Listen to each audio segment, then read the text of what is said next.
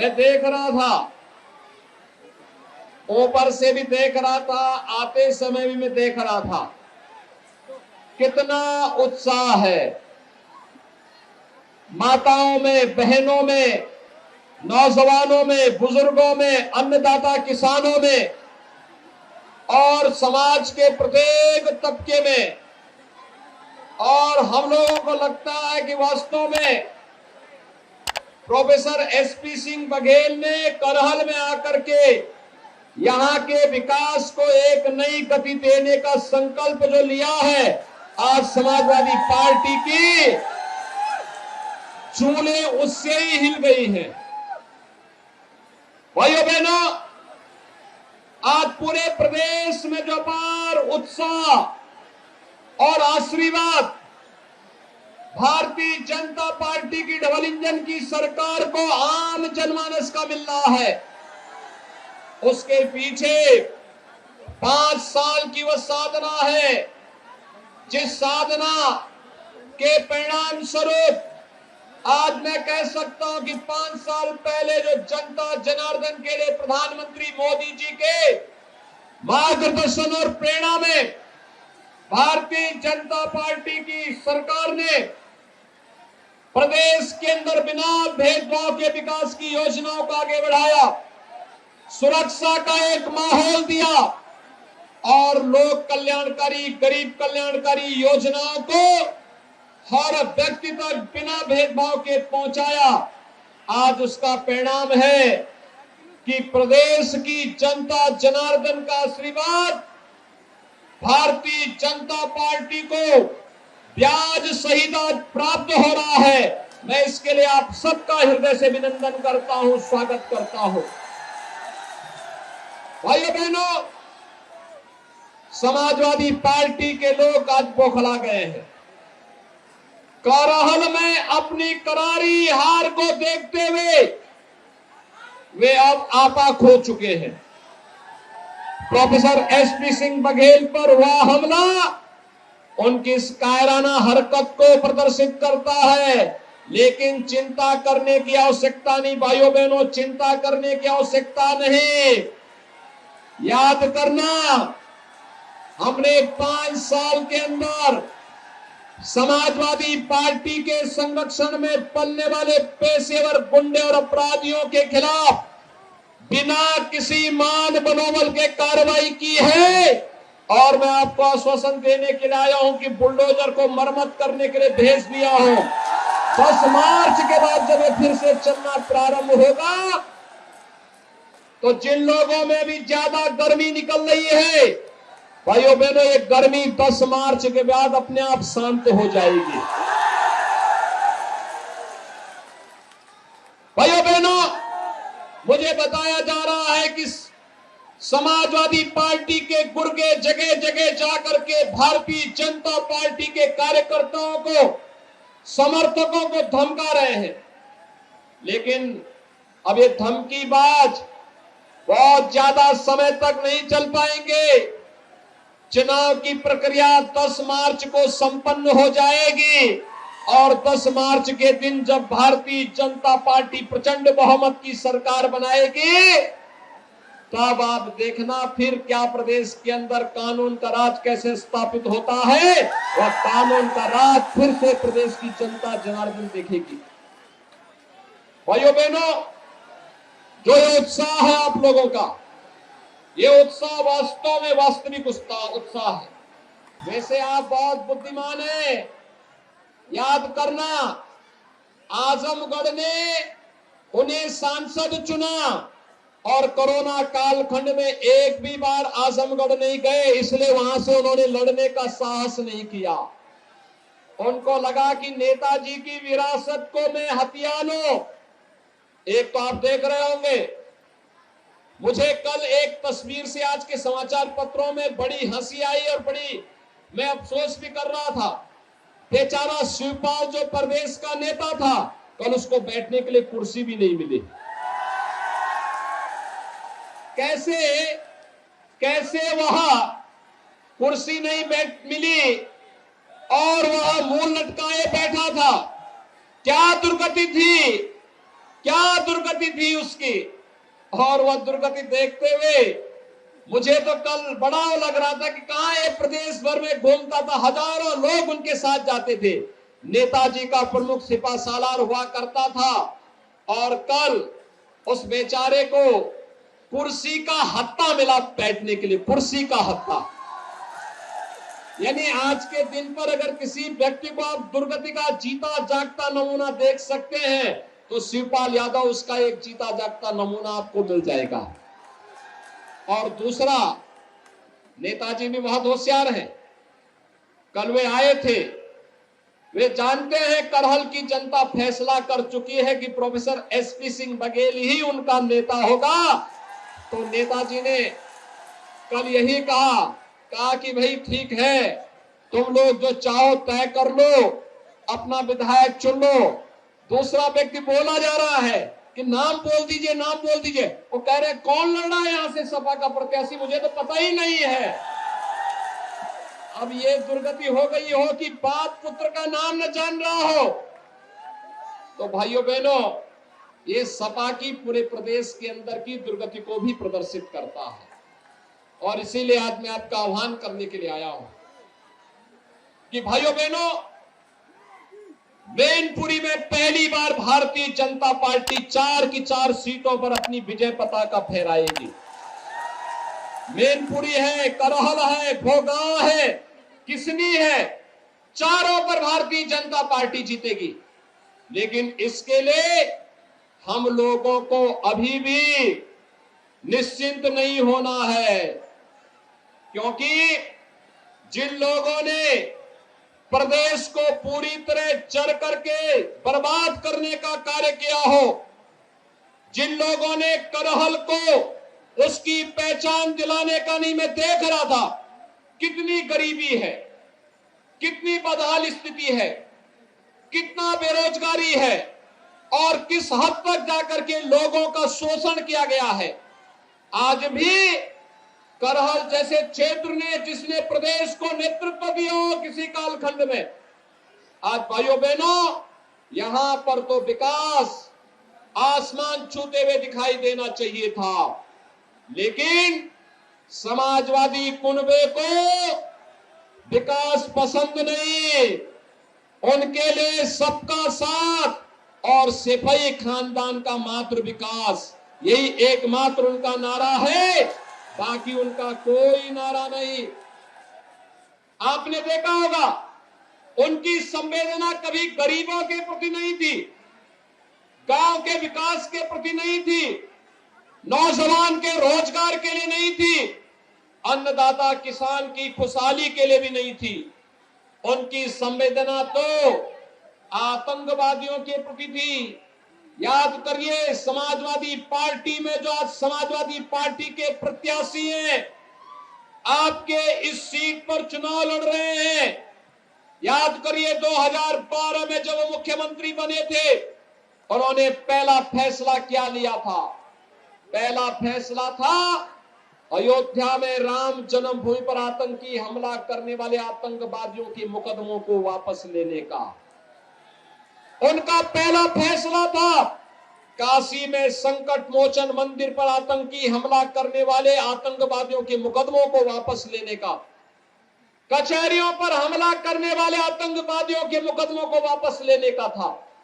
लेकिन भाइयों बहनों, आपके आशीर्वाद से, प्रधानमंत्री मोदी जी के आह्वान पर, जब उत्तर प्रदेश की जनता ने 2017 में भारतीय जनता पार्टी की सरकार बनाई और प्रोफेसर एसपी सिंह बघेल जी उस समय मंत्रिमंडल में मेरे सहयोगी बने, हमने पहला निर्णय लिया था उत्तर प्रदेश के 86 लाख किसानों का 36,000 करोड़ रुपए कर्ज माफी का। याद करिए, आपके मैनपुरी के भी हजारों किसानों का कर्ज माफ हुआ था। याद करिए, मैनपुरी के हजारों किसानों का कर्ज माफ हुआ था। और आज प्रधानमंत्री किसान सम्मान निधि का लाभ भी यहां के लाखों किसान प्राप्त कर रहे हैं। हमारी संवेदना किसानों के प्रति थी, हमारी संवेदना बेटियों की सुरक्षा के लिए थी, हर बेटी सुरक्षित रहेगी, इसके लिए एंटी रोमियो स्क्वाड का गठन हमारी सरकार ने उस समय किया था। और भाइयों बहनों, समाजवादी पार्टी की सरकार ने इस पूरे क्षेत्र को डार्क जोन घोषित कर दिया था। और भाइयों बहनों, हमारी सरकार आई, डार्क जोन से मुक्त करते हुए हम लोगों ने किसानों के खेत में पानी पहुंचाने की कार्रवाई को आगे बढ़ाया है। और अभी तो हम लोग भाइयों बहनों पंचनद परियोजना को आगे बढ़ाने का कार्य कर रहे हैं। पंचनद की परियोजना आगे बढ़ेगी, मैनपुरी के हर घर में शुद्ध पेयजल, घर घर घर नल की योजना पहुंचाने का काम भी हम लोग करने जा रहे हैं।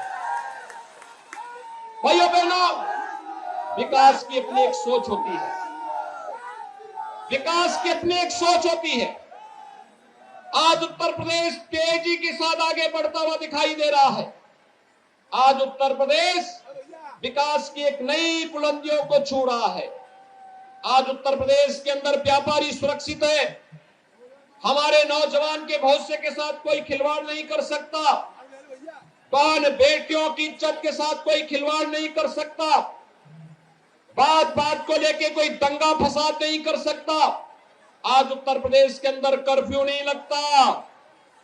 आज तो भाइयों बहनों व्यापारियों पर कोई बमबाजी भी नहीं कर सकता।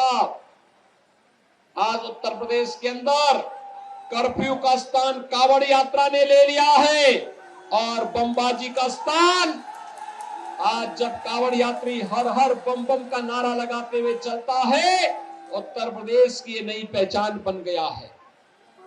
भाइयों बहनों, पहले मुख्यमंत्री बनते थे, मंत्री बनते थे, अपना स्वयं का बंगला बनाते थे। मैं पूछना चाहता हूं, समाजवादी पार्टी से मैं पूछना चाहता हूं कि 4 बार प्रदेश के अंदर उन्हें सरकार बनाने का अवसर प्राप्त हुआ। इन 4 बारों में उनकी उपलब्धि क्या है? उन्होंने अपराधियों के खिलाफ कार्रवाई नहीं की, लेकिन राम भक्तों पर गोलियां जरूर चलाई थी।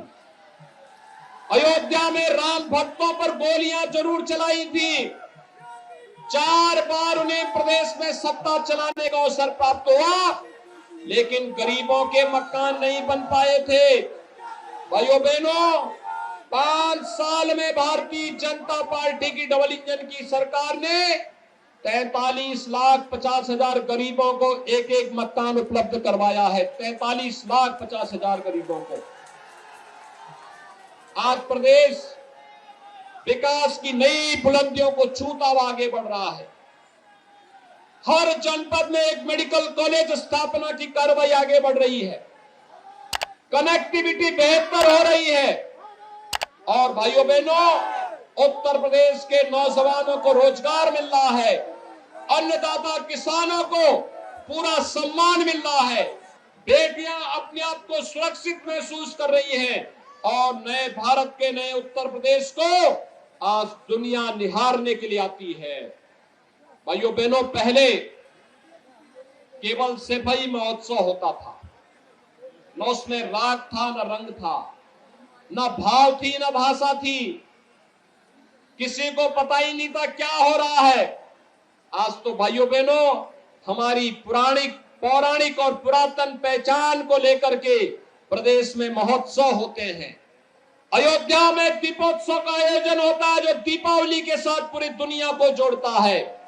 और मथुरा वृंदावन में रंगोत्सव का कार्यक्रम होता है। पूरी दुनिया मथुरा और भगवान कृष्ण के रंग के साथ अपने आप को जोड़ करके एक आत्मीयता का एहसास करती है। काशी में देव दीपावली का आयोजन होता है। पूरी दुनिया भगवान शिव के साथ सीधे सीधे जुड़ती है। भव्य कुंभ और दिव्य कुंभ का आयोजन होता है। और भाइयों बहनों, यही नहीं, मैं आपको ये भी एहसास कराने के लिए आया हूं।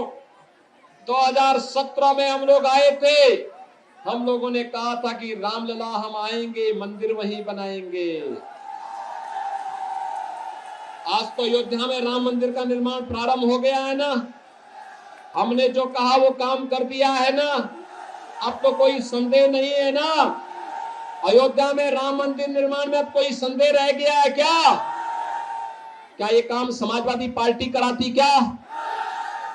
क्या ये काम कांग्रेस या बहुजन समाजवादी पार्टी कराती? भाइयों बहनों, हमने जो कहा वो करके दिखा दिया। अयोध्या में 500 वर्षों के बाद न जाने हमारी कितनी पीढ़ियां चली गई, न जाने कितनी पीढ़ी चली गई, उनके मन में एक ही टीस रहा करती थी, काश अपने प्रभु राम का मंदिर बनते हुए हम भी देख पाते, काश हमारे प्रभु राम का भव्य मंदिर बन गया होता। लेकिन भाइयों बहनों, डबल इंजन की सरकार का यही लाभ है। आज अयोध्या में प्रधानमंत्री मोदी जी ने कोरोना भी प्रधानमंत्री जी का मार्ग नहीं रोक पाया, राम मंदिर के मार्ग को नहीं रोक पाया। जिसने पूरी दुनिया के मार्ग को रोका है, वह कोरोना भी राम मंदिर के निर्माण के मार्ग को नहीं रोक पाया।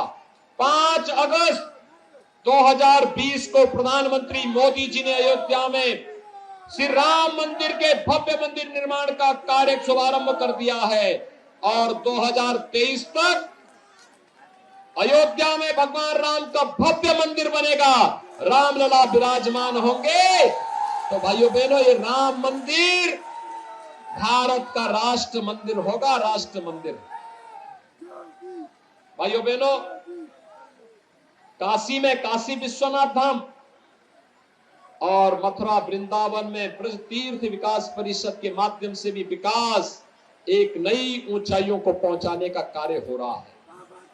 और आज भाइयों बहनों, मैं आपको यही कहने के लिए आया हूं, वर्तमान में पूरी दुनिया कोरोना महामारी की चपेट में है। कोरोना में फ्री में टेस्ट, फ्री में उपचार, फ्री में वैक्सीन भी मिला कि नहीं मिला है?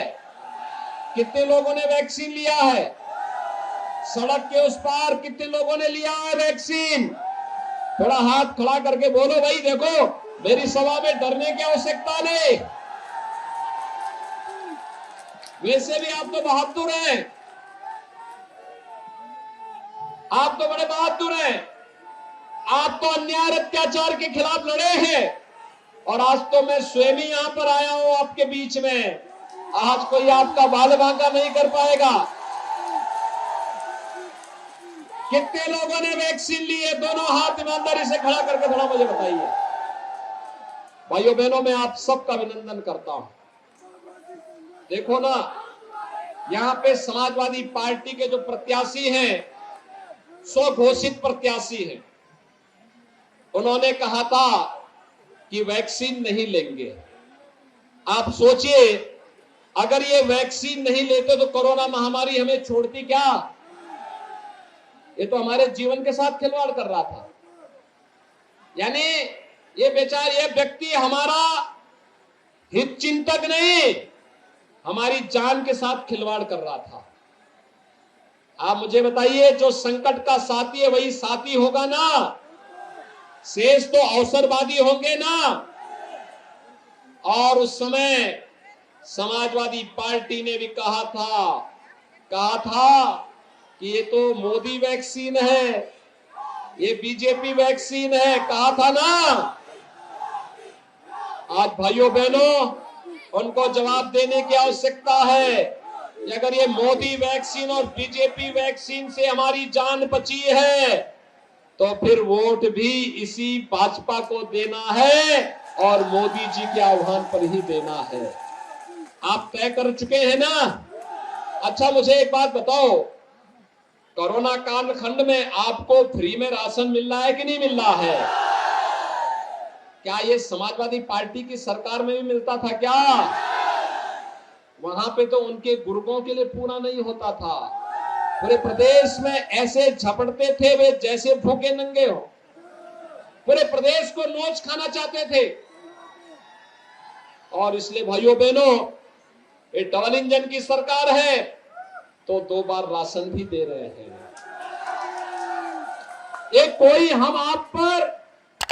कोई हम लोग मेहरबानी नहीं कर रहे हैं। ये हमारा दायित्व था और प्रधानमंत्री मोदी जी का आदेश था कि जनता को कोई परेशानी नहीं होनी चाहिए इस महामारी के दौरान। भाइयों बहनों, 15 करोड़ गरीबों को महीने में 2 बार फ्री में राशन, और भाइयों बहनों दाल भी और रिफाइंड तेल भी दिया जा रहा है, और साथ साथ 1 किलो नमक भी, और अंत्योदय परिवार को 1 किलो चीनी भी मिल रहा है ना। भाइयों बहनों, मैं आपको एक बात और बताना चाहता हूं। समाजवादी पार्टी ने कभी अपनी संवेदना गरीब के प्रति व्यक्त नहीं की। इनके शासन काल में गरीब भूखों मरता था और अन्नदाता किसान आत्महत्या करने के लिए मजबूर होता था। आज मैं कह सकता हूं, जब 5 साल का कार्यकाल भारतीय जनता पार्टी की डबल इंजन की सरकार का पूरा होने जा रहा है, आज मैं कह सकता हूं कि हमारे यहां कोई गरीब भूखों नहीं मर सकता है और कोई अन्नदाता किसान पैसे के अभाव में आत्महत्या नहीं करेगा, क्योंकि हम तो प्रदेश के अंदर 2,54,00,000 किसानों को प्रधानमंत्री किसान सम्मान निधि में सालाना 6,000 रुपए उनके खाते में डाल रहे हैं। और यही नहीं, वृद्धजनों के लिए, विधवा महिलाओं के लिए, दिव्यांग जनों को भी 12,000 रुपए सालाना पेंशन की सुविधा उपलब्ध करवा रहे हैं। 12,000 रुपए सालाना। 1 करोड़ ऐसे परिवार हैं जिनको 12,000 रुपए सालाना पेंशन दे रहे हैं। और भाइयों बहनों, हमने एक और निर्णय लिया है। इस सिपाही खानदान कभी चाहता ही नहीं था कि किसी और का विकास हो। मैं अभी परसों सिरसागंज गया था। एसपी सिंह बघेल जी का वो कार्य क्षेत्र रहा है। श्री हरिओम यादव वहां चुनाव लड़ रहे हैं, तो हरिओम यादव को समाजवादी पार्टी ने बिना किसी वजह के निकाल दिया। तो हरिओम यादव को भारतीय जनता पार्टी ने सपोर्ट किया, और ऐसे ही बड़ी सभा हरिओम यादव जी के समर्थन में थी। और हरिओम यादव ने उस दिन यही कहा, मैंने हरिओम यादव से ही पूछा, मुझे कहा ये तो बताओ कि भाई आपको क्यों निकाल दिया। उन्होंने कहा इस सिपाही खानदान चाहता ही नहीं कि कोई जनाधार वाला कोई यादव उनके साथ रहे, और इसलिए उन्होंने मुझे बाहर कर दिया। लेकिन आप चिंता मत करिए, उन्होंने कहा मुझे उस दिन, कहा फिरोजाबाद में 5 सीट है, सिरसागंज तो डंके की चोट पर जीतेंगे जीतेंगे। उन्होंने कहा कि सिरसागंज से हरिओम यादव, करहल से प्रोफेसर एसपी सिंह बघेल और मैनपुरी से ठाकुर जयवीर सिंह, ये तीनों जब मिल जाएंगे तो फिरोजाबाद और मैनपुरी की भी सभी 9 की 9 सीट भारतीय जनता पार्टी की झोली में होंगी। तो मैंने कहा, उन्होंने कहा देखिए सिपाही खानदान का तो एक ही नारा है, एक ही नारा है, सबका साथ, लेकिन सिपाही खानदान का विकास। नौकरी निकलती थी नौजवानों के लिए, और चाचा और भतीजा वसूली के लिए निकल पड़ते थे। किसी नौजवान को बिना पैसे के नौकरी देते थे क्या ये लोग? हमारे नौजवानों के भविष्य के साथ खिलवाड़ करते थे। और अभी तो इन्होंने इतना बड़ा अनर्थ किया, हम लोग प्रदेश के 1 करोड़ नौजवान को टैबलेट और स्मार्टफोन दे रहे थे, इन्होंने चुनाव आयोग को शिकायत कर दी, जबकि पहले से चली आ रही योजना थी। 6 महीने पहले हमने योजना लॉन्च कर दी थी। कोरोना के कारण इतना प्रोडक्शन नहीं हो पा रहा था, और जब प्रोडक्शन आ रहा था हम उसी ढंग से वितरित कर रहे थे। हम लोगों ने भी तय किया है कि इन्होंने अगर विरोध किया है, अभी तो 1 करोड़ नौजवानों को दे रहे हैं टैबलेट और स्मार्टफोन। भाइयों बहनों, 10 मार्च को भारतीय जनता पार्टी की सरकार बनने दीजिए, 2 करोड़ युवाओं को टैबलेट और स्मार्टफोन हम प्रदेश के अंदर उपलब्ध करवाएंगे, 2 करोड़ युवाओं को। और यही नहीं, माता पिता के ऊपर इसका बोझ नहीं आने देंगे। डिजिटल एक्सेस जो भी होगा वह प्रदेश सरकार स्वयं वहन करेगी।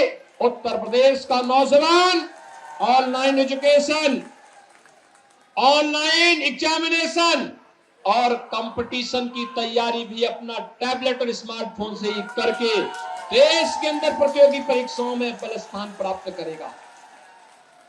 भाइयों बहनों, आज मैं आपके पास एक बार फिर ये कहने के लिए आया हूं, बेझिझक अपना वोट भारतीय जनता पार्टी के चुनाव चिन्ह कमल के फूल पर दीजिए।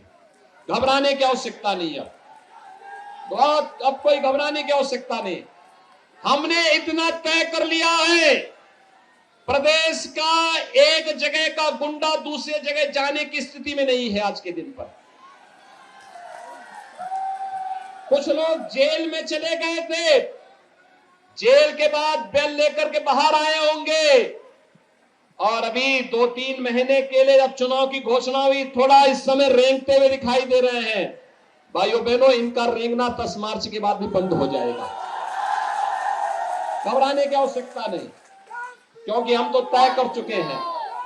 हम तय कर चुके हैं, उत्तर प्रदेश के नौजवानों के भविष्य के साथ खिलवाड़ नहीं होने देंगे, उत्तर प्रदेश की पहचान को नहीं मिटने देंगे, और उत्तर प्रदेश के अन्नदाता किसान को भी परेशान नहीं होने देंगे, और अपनी बहन बेटियों की इज्जत के साथ भी किसी को खिलवाड़ नहीं करने देंगे। सफाई खानदान के लिए अपना कुनबा ही पूरा प्रदेश होगा, लेकिन मेरे लिए तो पूरा प्रदेश ही परिवार है, और इसलिए पूरे प्रदेश के हित के बारे में हम लोग सोचते हैं। इसीलिए प्रधानमंत्री जी ने मंत्र दिया, सबका साथ सबका विकास, और सबका साथ और सबके विकास के लिए हम लोगों ने तय किया है, एक हाथ पर विकास की छड़ी और दूसरे हाथ पर बुलडोजर का स्टीयरिंग लेकर के पूरे प्रदेश के अंदर हम लोग घूमेंगे। आप देखना, उत्तर प्रदेश विकास भी करेगा, और ये दंगा फसाद करने वाले, कर्फ्यू लगाने वाले, व्यापारियों पर हमला करने वाले, बहन बेटियों की इज्जत के साथ खिलवाड़ करने वाले, और ये जितने धमकीबाज है ना, इनको आप देखना 10 मार्च के बाद ये अपने गले में तख्ती लटका करके घूमते हुए दिखाई देंगे। और वही आह्वान करने के लिए मैं आया हूं, बेझिझक वोट दीजिए। आपके उत्साह को देख करके मैं कह सकता हूं, प्रोफेसर एसपी सिंह बघेल का चुनाव भारतीय जनता पार्टी ने बहुत महत्वपूर्ण तरीके से किया है। और भाइयों बहनों, आप उनको चुनाव जिता करके भेजे, करहल को एक बार फिर से मथुरा वृंदावन बनाने का काम अगर कोई करेगा तो भाइयों बहनों वह एसपी सिंह बघेल के नेतृत्व में होगा। और यही आह्वान करने के लिए आज मैं आपके पास आया हूं। चुनाव के दिन पहले मतदान, यानी 20 तारीख को चुनाव होने हैं परसों। आज चुनाव प्रचार का अंतिम दिन है। पहला काम मतदान का, डरिए मत, बेझिझक जाइए। जो उत्साह आपने दिखाया है करहल के प्रति और मैनपुरी के प्रति, मैं उसका आह्वान करने के लिए आया हूं। ये जो गुंडे अपराधी अभी हमला करके अपना कारणा हरकतों का कर रहे हैं ना, इनका तो बहुत अच्छा उपचार है हमारे पास, बहुत अच्छा उपचार है। ऐसे धमकीबाज पश्चिम में भी पैदा होते थे, केराना और कांदला में भी। और आपने देखा होगा कि आज कांदला और केराना के अपराधी गले में तख्ती लगा कर भीख मांगते हैं, कहते हैं साहब एक बार जान बकस दो, बस हम सब्जी बेचकर अपना काम कर लेंगे, ठेला लगा करके अपना काम कर लेंगे, लेकिन हम किसी को छेड़ेंगे नहीं, किसी व्यापारी को पलायन नहीं करने देंगे अब। और भाइयों बहनों, मैं यही कहने के लिए आया हूं, बेझिझक आप वोटिंग करिए, डरिए मत। अपना चुनाव बूथ पर जाइए। हर एक मतदाता को पहला काम मतदान का और फिर जलपान का। पहला काम मतदान, सभी लोग सहमत हैं? कमल चुनाव चिन्ह पर प्रोफेसर एसपी सिंह बघेल जी को चुनाव जिता करके भेजेंगे। मैं आश्वस्त होकर के जाऊं, मजबूती के साथ सभी लोग सड़क के उस पार भी मेरे साथ दोनों हाथ ला करके बोलेंगे, भारत माता की।